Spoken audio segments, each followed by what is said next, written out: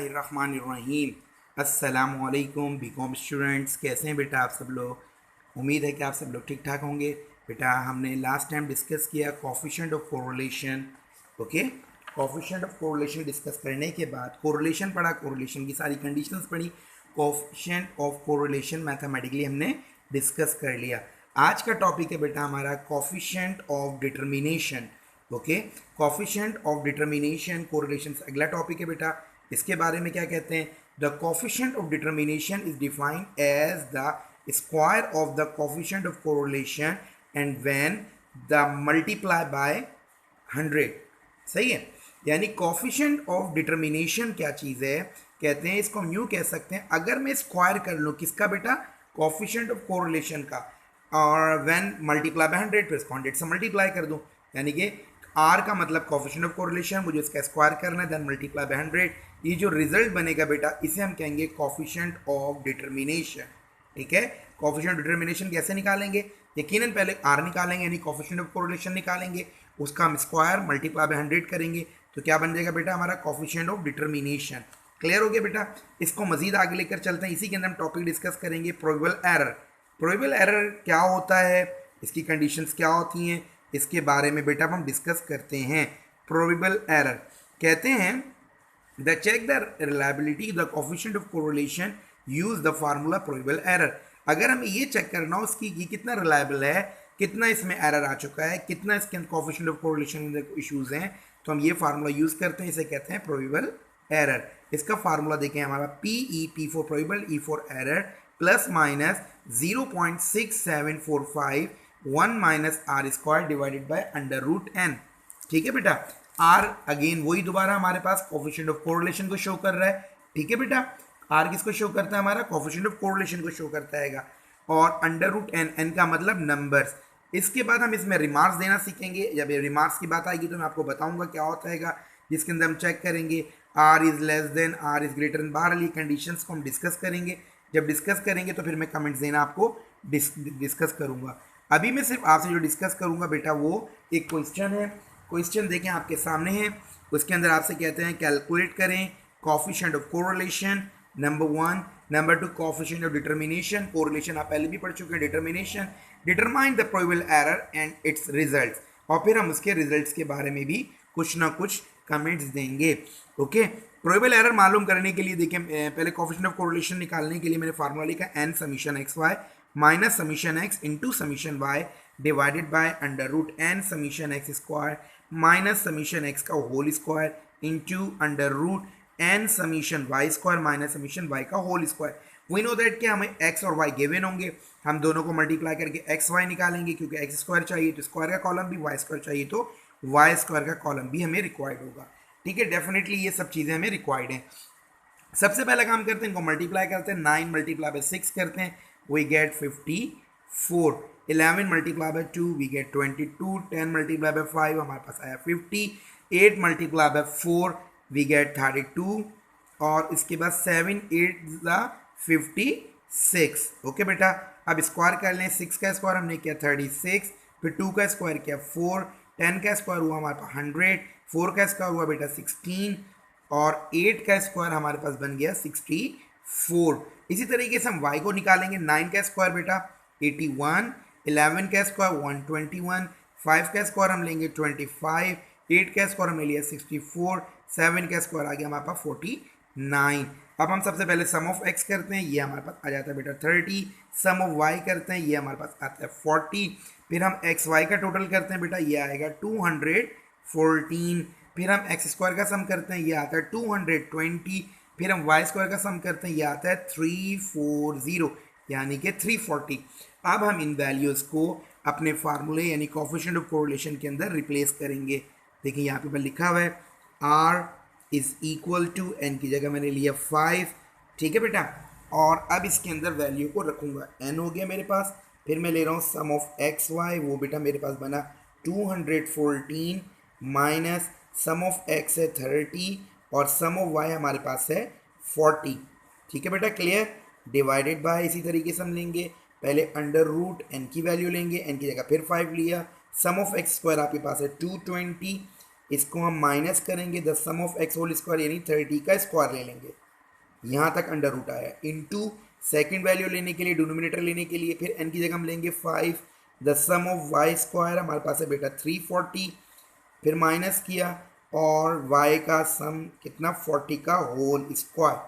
ठीक है, अब हम मालूम कर रहे हैं r कोफिशिएंट ऑफ कोरिलेशन। सबसे पहले हम 214 को मल्टीप्लाई करेंगे, मेरे पास आ रहा है बेटा 1070 माइनस इसको मैंने मल्टीप्लाई किया तो मेरे पास आ गया 1200 डिवाइडेड बाय 220 मल्टीप्लाई में मैं 5 करता हूँ तो बेटा मैं गेट करता हूँ 1100, अंडर रूट में रखूँगा इसको 1100 माइनस 30 का स्क्वायर बेटा मेरे पास बनेगा 900 into under root 340 multiply by 5 करता हूँ तो बेटा मेरे पास 1700 और 40 का स्क्वायर 1600। मैं मालूम कर रहा हूँ आर कोफिशिएंट ऑफ कोरिलेशन, ऊपर ग्रेटर वैल्यू माइनस में, जब मैं माइनस करता हूँ तो मेरे पास आता है माइनस का 130 डिवाइडेड बाय फर्स्ट वैल्यू को माइनस करता हूँ तो बेटा रूट निकालने के बाद मेरे पास आएगा 14.14। इसी तरीके से मैं इसको 17 में 16 को माइनस के 100 का रूट लेंगे तो 10 आ जाएगा हमारे पास। ठीक है बेटा, मजीद आगे चलते हैं, इसी को लेके 130 इसको मैं डिवाइड करता हूँ 14.14 से, तो मेरे पास मल्टीप्लाई करने पर 10 से मल्टीप्लाई करने पर मेरे पास रिजल्ट बनता है टोटल इसका 141.14। इसको हम डिवाइड करेंगे, आर का आंसर यकीनन माइनस में आएगा, वो आ जाएगा बेटा 0.19। ये मालूम हो गया मुझे कोफिशिएंट ऑफ कोरिलेशन। क्या मालूम है बेटा? Coefficient of correlation. ये लास्ट क्लास में भी हमने डिस्कस किया। अब मैं बात करना चाहता हूँ कोफिशिएंट ऑफ डिटर्मिनेशन पर। देखें, इसी के साथ हम आगे कंटिन्यू करते हैं। Coefficient of DET in short determination, इसका फार्मूला क्या था बेटा? R square multiply by 100।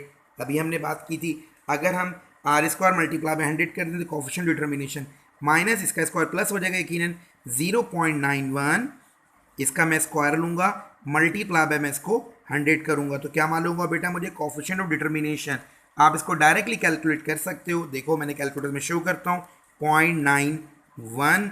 मैं इसका पहले स्क्वायर गेट कर लेता हूँ। चलें, इसकी पावर 2 ली मैंने, स्क्वायर आ गया 0.8281। इसको डायरेक्टली मैंने मल्टीप्लाई बाय 100 किया तो बेटा मेरा रिजल्ट आ जाएगा 82.81। इसका रिजल्ट क्या बना? 82.81। जब किसी चीज़ को मल्टीप्लाई कर लेते हैं तो मल्टीप्लाई बाय 100 करते हैं तो वो परसेंट में आंसर होता है। तो कोफिशिएंट ऑफ डिटर्मिनेशन का आंसर सिर्फ इतना सा 82.81%। क्लियर बेटा? ये है coefficient of determination. I hope कि ये बात अच्छी तरह आपको क्लियर हो गई होगी, कोफिशिएंट डिटर्मिनेशन। अब हम इसी के अंदर आगे लेकर चलते हैं बेटा, इसी तमाम कंडीशंस को जो आपने डिस्कस की थी, ये तमाम कोफिशिएंट ऑफ कोरिलेशन हो गया। अब इसी से हम डिस्कस करेंगे नेक्स्ट कंडीशन, जो मैंने आपके सामने फार्मूला लिखना है, वो है प्रोबेबल एरर। प्रोबेबल एरर का फार्मूला बेटा यहाँ लिखते हैं, वो है P for probable, E for error is equal to 0.6745। ठीक है बेटा, ब्रैकेट में लेंगे 1 minus R square divided by under root n। ये प्रोबेबल एरर का फार्मूला है जो कि हम यूज़ करेंगे अब। ठीक है बेटा, इसके लिए हमने करना क्या है, प्रोबेबल एरर निकालना चाहते हैं 0.6745 ऐसे ही रहेगा। मैं ग्रेटर ब्रैकेट बना लेता हूँ ताकि ज़्यादा अच्छा क्लियर हो। 1 माइनस आर तो मेरे पास है बेटा, आर की वैल्यू क्या है मेरे पास?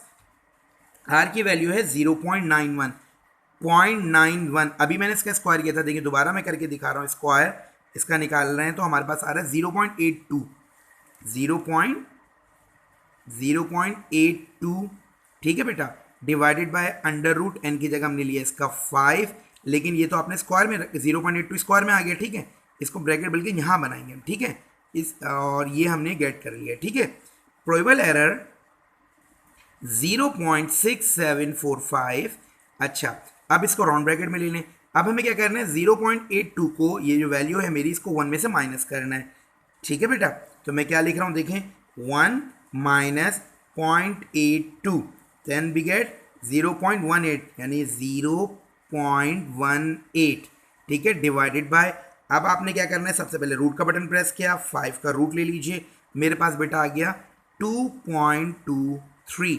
इसको मैंने ब्रैकेट में कर लिया। अब देखिए तमाम वैल्यूज़ को मैं यहाँ से दोबारा से करूँगा, देखिए और से देखिएगा बेटा, 0.6 बाहर से ले रहा हूँ, 0.6745 this value multiply by 0.18 equal करा और इसको मैंने डायरेक्टली डिवाइड कर दिया 2.23 से। ठीक है बेटा, मेरे पास रिजल्ट आया 0.054।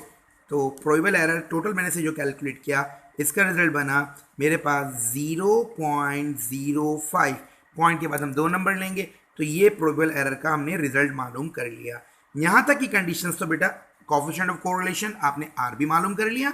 देखें आर का रिजल्ट है माइनस प्लस से फर्क नहीं पड़ता बेटा, ठीक है, जो डायमेंशन को शो करता है 0.91 और प्रोबेबल एरर का आंसर है 0.05। उसने आपसे कहा अभी कि आपने इसमें रिमार्क्स भी देने हैं, ठीक है बेटा। अब हम हेडिंग डालेंगे रिमार्क्स की। रिमार्क्स के लिए हमें कुछ बातें पहले डिस्कस करनी पड़ेंगी कि भाई रिमार्क्स कैसे दिए जाएं, अपने रिजल्ट के बारे में हाईलाइट कैसे किए जाए, ठीक है, कि प्रोबेबल एरर वगैरह क्या है। इसके लिए मैं दोबारा से उस शीट पर आता हूं जो मैं डिस्कस कर रहा था। देखिए अब आपके सामने ये शीट आ गई। Then okay, probable error 0.6745 1 minus R square divide by √n। अब इनके जो रिमार्क्स है ना बेटा, ये ओवरऑल रिमार्क्स हैं, इनको ज़रा अच्छे तरीके से आपने अंडरस्टैंड करना है। कहते हैं जी R is less than PE, अगर R लेस हो प्रोबेबल एरर से, बात ही खत्म। आपने सिंपल कमेंट्स देना, रिमार्क्स देना, there is no evidence of correlation. बात समझ गए।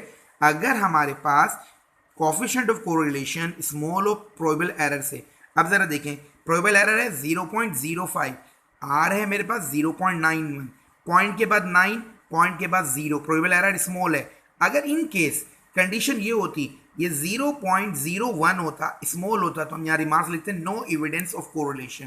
क्या लिखते बेटा? No evidence of correlation. But condition ऐसी नहीं है। कंडीशन है आर, या तो कंडीशन नंबर 1 होगी कि आर जो है वो लेस होगा, तो कमेंट्स आएगा there is no evidence of correlation. Okay, ये बात नहीं है जी। अब नंबर 2, या तो फिर ये होगा if R is greater than, R greater होगा, हमने देखा कि आर जो है हमारा ग्रेटर है 0.91 है और यहाँ पर 0.05, आर जो है आपका ग्रेटर है। जब आर ग्रेटर है तो देन फिर क्या करें, 6 मल्टीप्लाई बाय PE करें। पहला काम ये करें 6 को मल्टीप्लाई बाय PE कर दें, प्रोबेबल एरर को 6 से मल्टीप्लाई कर दें। ये इस बात को बताएगा देयर इज सर्टेन कोरिलेशन, यहाँ कुछ कोरिलेशन जरूर है।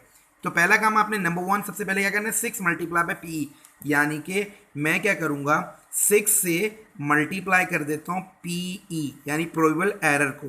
अब देखें ज़रा क्या करते हैं, 6 से मल्टीप्लाई करने पर 6 ऐसा ही रहा, मल्टीप्लाई बाय प्रोबेबल एरर की वैल्यू 0.05, 6 से मल्टीप्लाई करने पर क्या आएगा, देखें जी हमने लिया 6 मल्टीप्लाई बाय 0.05, तो मेरा रिजल्ट आया 0.3। क्या रिजल्ट आया बेटा? 0.3, ये रिजल्ट आया। अब इस रिजल्ट के ऊपर और प्रोबेबल एरर के ऊपर हम कमेंट्स करते हैं दोबारा। अब देखें आगे क्या होगा। आई होप कि यहाँ तक बात समझ में आई। सबसे पहले जब ग्रेटर होगा तो क्या करेंगे, 6 मल्टीप्लाई बाय PE, वो आपने कर दिया, इसका मतलब कोरिलेशन है। अब क्या है कोरिलेशन? कहते हैं कि अब 2 कंडीशन हो सकती हैं, R इज लेस देन 0.3, क्या R 0.3 से लेस है, या मोर देन 0.3, या R ग्रेटर है। दोनों में से कोई एक बात हो सकती है। अब आप प्रोबेबल एरर को अपना चेक करें, प्रोबेबल एरर 0.9 है, मतलब 0.3 से ग्रेटर है। हो सकता है ये 0.2 होता तो फिर 0.3 से लेस होता, ठीक है। 6 से मल्टीप्लाई करने के बाद आपने R की वैल्यू को चेक करना है। दोबारा बता रहा हूँ, 6 मल्टीप्लाई बाय PE करने के बाद आपने R को चेक करना है, क्या वो 0.3 से लेस है या ग्रेटर है। अगर 0.3 से लेस होता तो मैं रिमार्क्स देता there is not much evidence of correlation. मैं क्या रिमार्क्स देता बेटा? अगर 0.3 से लेस होता there is not much evidence of correlation, but हमारे पास तो R मोर देन है 0.3। अब मैं क्या कहूँगा, there is good evidence of correlation. क्या कहूँगा बेटा? There is good evidence of correlation. ये इनके अब मुझे कमेंट्स देने। अब ये कमेंट्स पूरे प्रॉपरली कैसे लिखूं, देखें 6 मल्टीप्लाई बाय PE हमने कर लिया। अब इसके कमेंट्स देने का तरीकेकार क्या होना चाहिए, ये तो हमने कर लिया बेटा, ठीक है। अब हम क्या लिखेंगे, जब इसका लिखेंगे रिजल्ट लिखेंगे R, यहाँ पे कमेंट्स देना सिखा रहा हूँ बेटा, क्या लिखेंगे, R जो है क्या 6 मल्टीप्लाई बाय PE से ग्रेटर है। ओके, हम लिखेंगे R is greater than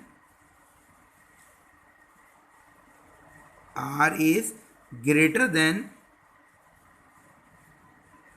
6 multiply by PE, R जो है 6 मल्टीप्लाई बाय पीई से ग्रेटर है, and also greater than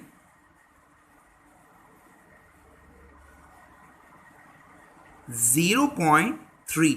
R जो है 6 मल्टीप्लाई बाय पी से भी ग्रेटर है, देखो ग्रेटर है ना, R की वैल्यू 0.9 है, एंड आल्सो ग्रेटर देन 0.3, इससे भी ग्रेटर है। इट मीन्स क्या होगा, ग्रेटर है, ठीक है। देयर इज, ये असल कमेंट्स ये आएंगे, क्या लेंगे, देयर इज, मैं सिर्फ लिख देता हूं बेटा, क्या लिखेंगे, there is good evidence, there is good evidence of correlation, ठीक है बेटा, there is good evidence of correlation, that's it। ये आपका रिमार्क्स होगा पूरा, जब भी आपने देने होंगे रिमार्क्स इस तरीके से रिमार्क्स देंगे। पहले 6 मल्टीप्लाई बाय पी करेंगे, हो सकता है इससे लेस होता, R इज लेस देन लिख देते 6 multiply by P, greater than 0.3, बहरहाल जो कंडीशन होगी आप इस तरीके से इसको फॉलो अप करेंगे, ठीक है बेटा। आई होप कि ये बात आपको क्लियर हो गई होगी। ये आपका कोएफिशिएंट डिटर्मिनेशन और प्रोबेबल एरर। अभी इसके अंदर एक छोटी सी और चीज़ मैं जो आपसे डिस्कस करने वाला हूँ वो है, देखें बेटा, हमने यहाँ तक तो डिस्कस किया, इसके बाद एक और चीज़, coefficient of correlation in the population. अगर आपके पास कहा जाए coefficient of correlation in the population निकालें, यानी R प्लस माइनस PE, ये आपको निकालने के लिए भी आ सकता है। अब इसको हम कैसे कैलकुलेट करेंगे, इसको भी हम डिस्कस कर लेते हैं, ठीक है बेटा। ये हमारे पास क्या चीज़ है, basically R plus minus PE, coefficient of correlation in the population. क्या कहेंगे बेटा, coefficient of correlation in the population. इसको डिस्कस करने के लिए मैं इन्हीं तमाम कंडीशंस को लूँगा। देखें मेरे पास कंडीशन है R प्लस माइनस PE, यानी कि ये मैं मालूम कर रहा हूँ limits of population, coefficient of correlation in the population. अभी देखें आपके पास जो रिजल्ट आए वो क्या क्या रिजल्ट्स आए। सबसे पहला रिजल्ट मैं प्रोबेबल एरर का दे रहा हूँ, वो है मेरे पास 0.05, ठीक है बेटा।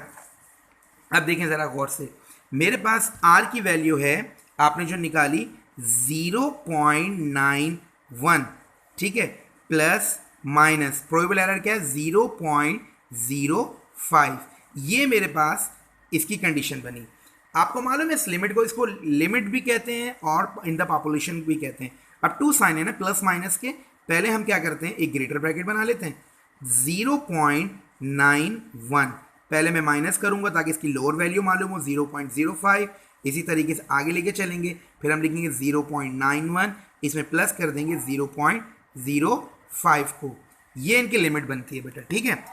चले देखें 0.91, इसमें से मैं माइनस कर रहा हूँ 0.05, तो मेरे पास पहली कंडीशन बनी 0.86, पहली कंडीशन क्या है बेटा 0.86, और मैं इनको प्लस करूंगा तो देखें क्या होगा, दोबारा से 0.91, इसमें प्लस कर रहा हूँ 0.05, देन वी गेट 0.96, 0.96 ये मालूम हुआ।